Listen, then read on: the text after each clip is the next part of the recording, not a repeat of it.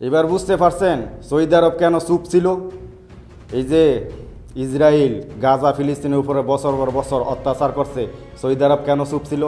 Israel ফায়াফারা দিয়া ইরানের সাথে ঝগড়া করছে, তাতেই জর্ডান সিরিয়া ইরানের বিপক্ষে গিয়া দাঁড়াইছে ইসরায়েলের পক্ষ নিয়ে।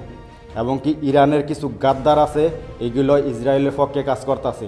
সৌদি আরবও জানতো যে আমার প্রতিবেশীরা রক্ষা করতে গেলে আমি যদি ইসরায়েলের বিপক্ষে দাঁড়াই আমার বেলা তেমন হইতো।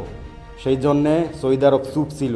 সৌদি আরবের বাচ্চারা মনে করছে যে প্রতিবেশীরা রক্ষা করাছে, আমার ভূখণ্ড রক্ষা করা আগে জরুরি।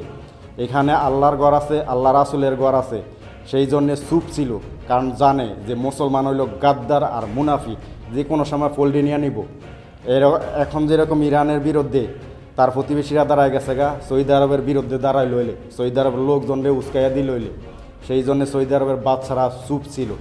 বেড়া বাদশাগিরি এভাবে করে না, বুঝছেন? বেড়া মাইন্ড আছে, এর জন্য চুপ ছিল। প্রতিবেশীরে রক্ষা করাছে, নিজের ভূখণ্ড রক্ষা করা জরুরি মনে করছে, সেই জন্যে চুপ ছিল। সমাজ মে আয়া।